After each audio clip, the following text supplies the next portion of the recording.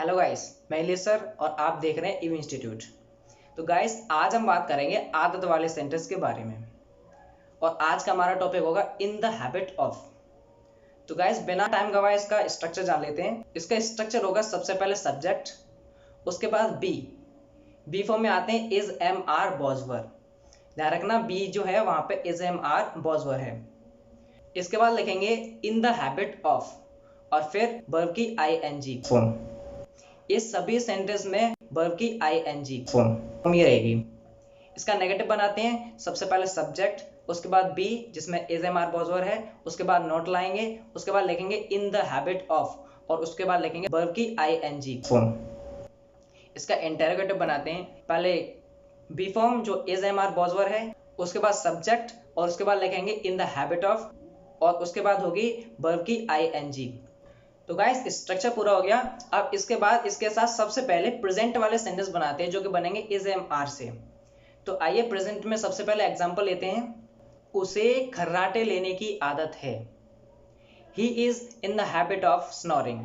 Snore means होता है खर्राटे लेना और उसमें आईएनजी जोड़ देंगे, बन जाएगा snoring. He is in the habit of snoring. अगला एग्जांपल लेते हैं, इसका नेगेटिव बनाएंगे। उसे खर्राटे लेने की आदत नहीं है।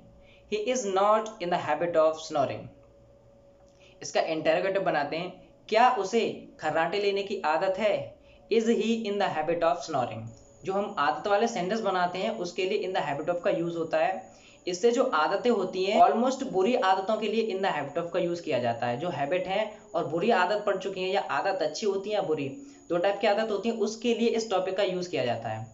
इन द हैबिट ऑफ की जगह आप एक और वर्ड यूज कर सकते हो, हैव अ हैबिट ऑफ। इसकी जगह आप ये भी लिख सकते हो हैव अ हैबिट ऑफ। जहां पे भी हम इन द हैबिट ऑफ लिख रहे हैं वहां पे आप लिख सकते हो हैव अ हैबिट ऑफ। ऐसे भी करके सेंटेंस बनाए जा सकते हैं।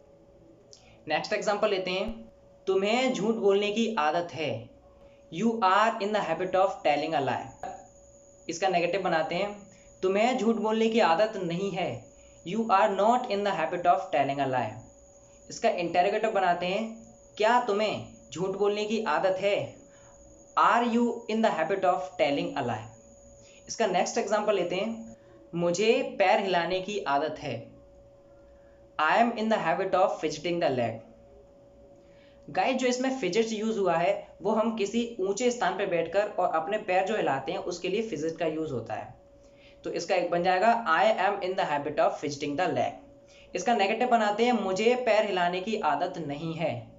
आई am not in the habit of fidgeting the leg. Interrogative बनाते हैं, क्या मुझे पैर हिलाने की आदत है? Am I in the habit of fidgeting the leg. Guys, अब प्रेजेंट पूरा हो चुका है। अब इसका पास्ट में एग्जांपल लेते हैं और वॉज और वर को समझते हैं किस तरह से इसके सेंटेंस बनते हैं। तो सबसे पहले इसका एग्जांपल लेंगे। तुम्हें पलकें झपकाने की आदत थी। You were in the habit of blinking the eyes. Negative बनाते हैं, तुम्हें पलकें झपकाने की आदत नहीं थी। You were not in the habit of blinking the eyes. इसका इंटरोगेटिव बनाते हैं, क्या तुम्हें पलकें झपकाने की आदत थी? Were you in the habit of blinking the eyes?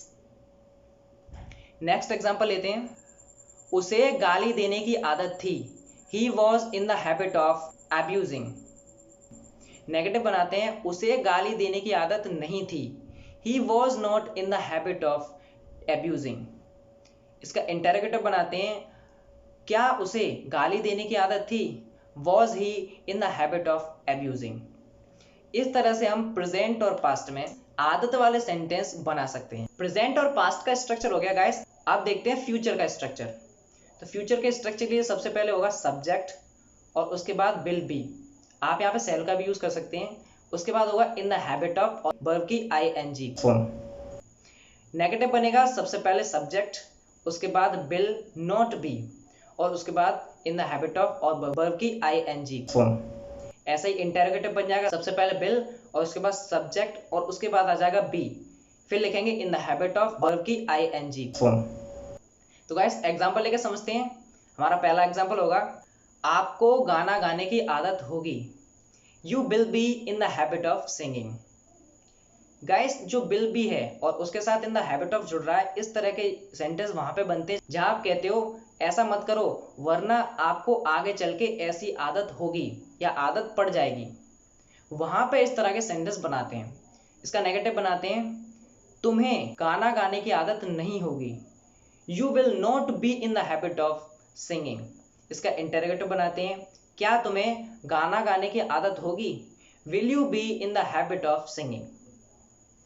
एक और एग्जांपल ले लेते गाइस, मुझे सच छुपाने की आदत होगी, I will be in the habit of hiding the truth.